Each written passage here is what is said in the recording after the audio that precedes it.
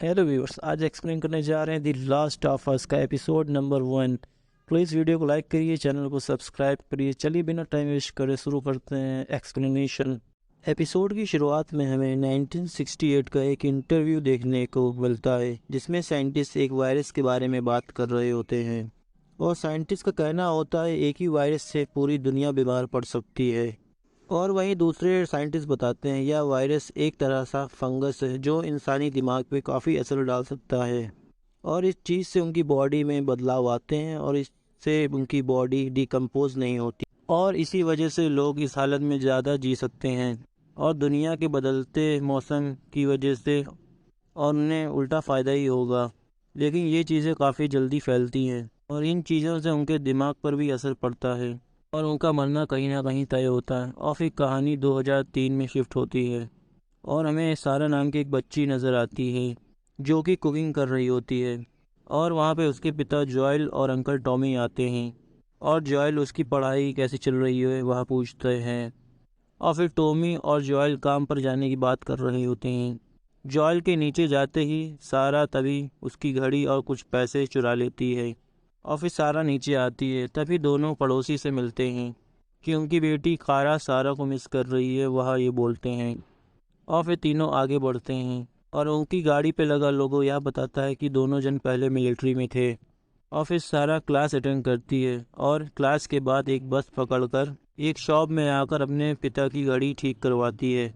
और तभी बाहर से कुछ मिलिट्री वालों की आवाज़ आती है और फिर दुकान वाले की पत्नी आके वह दुकान बंद कराती है और सारा वह घड़ी लेकर निकलती है और फिर सारा वहाँ से कारा के घर पे पहुँचती है और सारा फिर मिलिट्री वालों के बारे में पूछती है और कारा बताती है कि वह लोग बॉर्डर पे रहते हैं और फिर सारा पढ़ाई करने लगती है और फिर वह कारा की मूवीज़ का कलेक्शन देखती है और तभी फिर सारा एक परमिशन लेके उसकी फ़िल्म की सीडी ले लेती है और वहाँ से वो अपने घर की ओर निकलती है और वहाँ भी बाहर उसे मिलिट्री के प्लेन काफ़ी तेज़ी में जाते हुए नज़र आते हैं। और फिर जब रात में जोएल घर पर आता है तो सारा बताती है आज जोएल का बर्थडे है और वह उसके लिए गिफ्ट लाई है और उसकी घड़ी उसने ठीक करवा दी होती है और साथ ही में वह कारा के घर से मूवी भी लाई होती है। यह सब देख के जोएल काफ़ी खुश होता है और फिर दोनों मूवी देखने लगते हैं और देखते देखते मूवी सारा सो जाती है। तभी जोएल के पास एक फ़ोन आता है और टॉमी बताता है कि वह एक बार में था और एक आदमी वहाँ पे वेट्रेस को छेड़ रहा था और उसे बचाने के चक्कर में टॉमी को जेल हो गई है और वो उससे छुड़ाने की बात कर रहा होता है। और तब जोएल सारा को कमरे में सुला के वहाँ से निकल जाता है।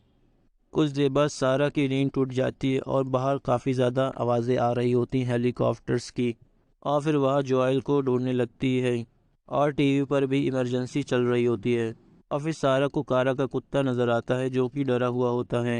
और फिर सारा कारा के घर पर आती है और वह देखती है कारा के पिता कुछ ज़्यादा ही घायल है और कारा की माँ कारा को खाने लगी है और उसे किसी किस्म का फंगस भी नज़र आता है और फिर सारा वहाँ से निकलती है और फिर उसके सामने उसके पिता जॉयल और टॉमी आ जाते हैं और फिर जॉयल उस आंटी को मार के गिरा देता है और फिर तीनों वहाँ से निकलते हैं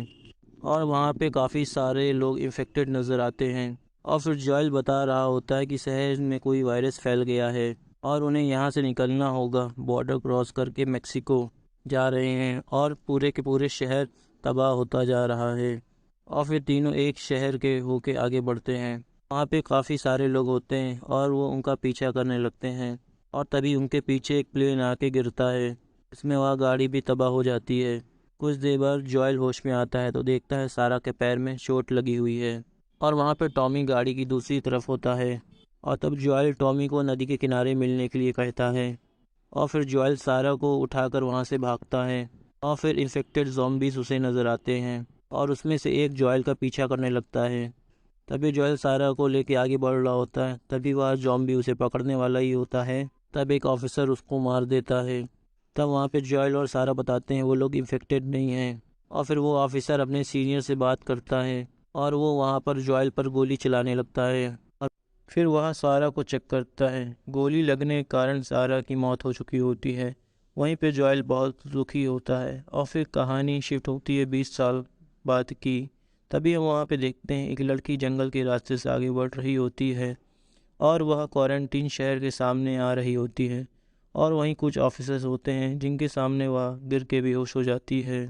तभी वो लोग उस लड़की को अंदर ले लेते हैं और वहाँ पे एक ऑफिसर उसे चेक करती है तो वह देखती है उसके शरीर पे एक ज़ॉम्बी का कट लगा हुआ है और वो भी इन्फेक्टेड है, इसलिए उसे चेक करने लगते हैं। और फिर वह ऑफिसर उस लड़की को अच्छा खाना देने की बातें करती है और फिर उसे एक इंजेक्शन देती है। और फिर दूसरी तरफ शहर में कुछ लोग लाशें निकाल के जला रहे होते हैं।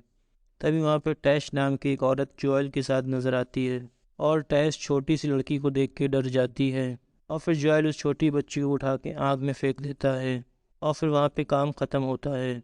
और फिर जोएल को उसकी शिफ्ट के पैसे मिलते हैं और वह दूसरे काम करने के लिए भी तैयार है, यह बताता है। तब वह आदमी उसे शाम को मिलने को बुलाता है और फिर जोएल शहर में दिखता है। वहाँ पे क्वारंटाइन जोन से बाहर पकड़े जाने वालों को या नियम तोड़ने वालों को फांसी दी जा रही होती है। और फिर जोएल पेड्रो नाम के ऑफिसर को इशारा करता है और दोनों फिर एक जगह पे मिलते हैं और वह जोएल को कुछ पैसे देता है। तभी जोएल उसे कुछ ड्रग्स की गोलियां भी देता है और वहाँ जोएल को गार्ड्स की बैटरीज चाहिए होती हैं जिसके बारे में पेड्रो को कुछ भी नहीं पता होता और वह साथ में जोएल को घूमने को मना करता है क्योंकि सिक्योरिटी डबल हो चुकी है। दूसरी तरफ रॉबर्ट नाम का एक आदमी डैश नाम की औरत को पकड़ लेता है क्योंकि वह बैटरी चुरा रही थी और वहाँ पे रॉबर्ट भड़का हुआ होता है और फिर वहीं पे एक धमाका होता है जिसमें रॉबर्ट के साथ ही मारे जाते हैं और डैश फिर वहाँ से बाहर आती है और वहाँ ऑफिसर्स कुछ स्नाइपर्स के पीछे पड़े हुए होते हैं और टैश को भी ऑफिसर्स पकड़ लेते हैं और फिर बिल्डिंग में कैद एली नाम की एक लड़की नज़र आती है और फिर वहाँ पे एक ऑफिसर आती है और एली को कुछ नंबर्स बोलने को कहती है और एली काफ़ी आसानी से वो नंबर रिपीट करती है और वो अपना नाम वेरोनिका बताती है और फिर वो ऑफिसर वहाँ से निकल जाती है।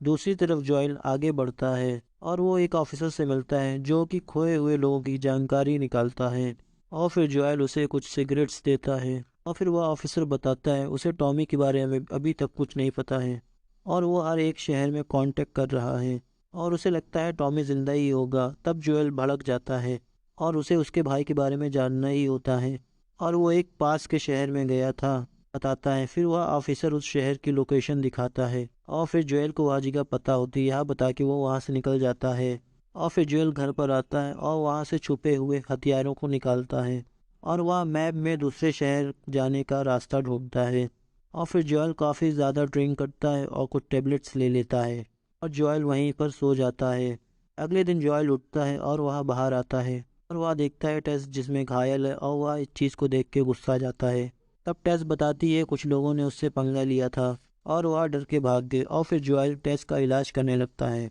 और टेस बताती है वहाँ रोबोट से उसे बैटरी नहीं मिली और फिर जोएल बताता है उसे दूसरी बैटरी कहीं और से मिल जाएगी। और फिर एली वाली बिल्डिंग में मैलिन नाम की एक ऑफिसर आती है और वो अपनी टीम से बात करती है। वो लोग काफ़ी खतरा उठा रहे होते हैं और वो लोग मैलिन से एली के बारे में पूछते हैं और फिर मैलिन बताती है यह काफ़ी बड़ी जंग है, मिलिट्री की मेन टीम से छुपकर यह काम कर रहे हैं जिसमें कि रात में वह एली को लेके जाएगी और वहाँ दूसरे ऑफिसर को एली के बारे में कुछ समझ में नहीं आता और फिर मैलिन उसे एक पेपर देती है। उस पेपर को देख के ऑफिसर चौंक जाती है और उसे एली के खास होने के बारे में पता चलता है और फिर मैलिन एली के पास आके बैठ जाती है जिसमें कि वह एली को उसका बैग देती है। तब एली अपना चाकू निकालती है और मैलिन उस पर भरोसा करती है या उससे बोलती है। उसे ये भी पता होता है उसका नाम वेरोनिका नहीं एली है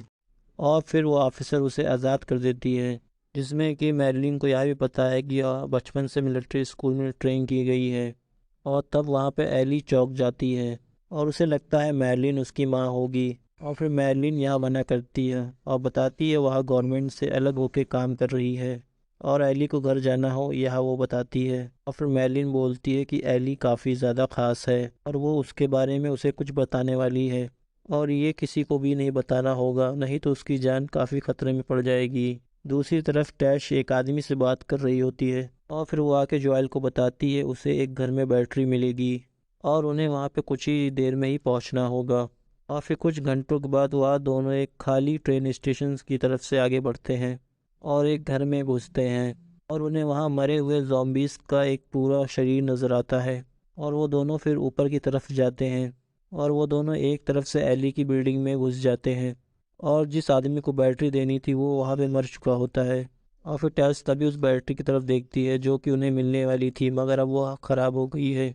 और फिर जोएल को कोई आवाज़ सुनाई देती है और वह उस आवाज़ की तरफ बढ़ता है और उसे वहाँ पे मैरलिन घायल मिलती है और एली उस पर हमला करने लगती है। और जोएल उस बच्ची से काफ़ी देर बाद पीछा छुड़ाता है और मैरलिन और जोएल एक दूसरे को जानते हैं। और मैरलिन को वहाँ से भागने के लिए वह बैटरी चाहिए थी और तभी वहाँ पे गोलीबारी चालू हो गई थी, यह वह जोएल को बताती है। तभी फिर वह जोएल को एक ऑफ़र देती है एली को दूसरे शहर पहुँचाने का। वहाँ पे एली पहुँचते ही उसकी टीम वाले उसे हथियार और एक गाड़ी दे देंगे और फिर जोएल इस चीज़ के लिए मान जाता है। और फिर मैरलिन एली को जोएल के साथ जाने के लिए कहती है और फिर एली और जोएल वहाँ से निकलते हैं। और फिर सीन शिफ्ट होता है एक घर में जहाँ पे जोएल आराम कर रहा होता है। तभी एली उसको बताती है कि यह घड़ी ख़राब हो गई है और वह घड़ी को देखकर उठ जाता है। और एली उससे पूछती है क्या वह कभी पहले भी बाहर गया है। फिर जोएल बताता है उसे बाहर जाने का काफ़ी ज़्यादा एक्सपीरियंस है। फिर वह एली को एक बड़े बाप की औलाद समझता है क्योंकि उसे इतना स्पेशल ट्रीटमेंट मिल रहा है।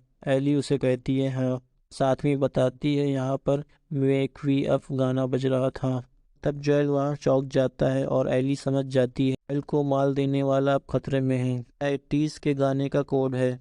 और फिर वहाँ पे टैश आती है और उन्हें वहाँ से निकलता है यह बताती है। और फिर रात में मिलिट्री वालों की पूरे शहर पे नज़र होती है और वह तीनों शहर के टनल्स की तरफ से बाहर आते हैं और फिर वह तीनों बॉर्डर को क्रॉस कर लेते हैं। और फिर तभी वहाँ पे तीनों को पेड्रो पकड़ लेता है और फिर जोएल उसे ड्रग्स का ऑफर देता है और कहता है उसे वहाँ से जाने के लिए। फिर पेड्रो बताता है वह ड्रग्स के चक्कर में वह अपनी नौकरी खतरे में नहीं डाल सकता। और फिर वहाँ तीनों को टेस्ट करता है कि वायरस से वो लोग इन्फेक्टेड तो नहीं हैं, इसमें कि जॉय और टेसा इन्फेक्टेड नहीं होते हैं। जब वह एली की तरफ टेस्टिंग करने के लिए बढ़ता है तब एली उसे चाकू मारती है। पेड्रो हथियार से उसकी तरफ मारने की तरफ बढ़ता है मगर जोएल सामने आ जाता है। और फिर जोएल को सारा की याद आती है जब ऑफिसर उन्हें ऐसे ही मारने वाला था। फिर जोएल पेड्रो को पकड़ के काफ़ी ज़्यादा मारता है। पेड्रो बेहोश हो जाता है और तभी टेस को पता चलता है कि एली इन्फेक्टेड है। और फिर एली बताती है वह 3 हफ्तों पहले घायल हुई थी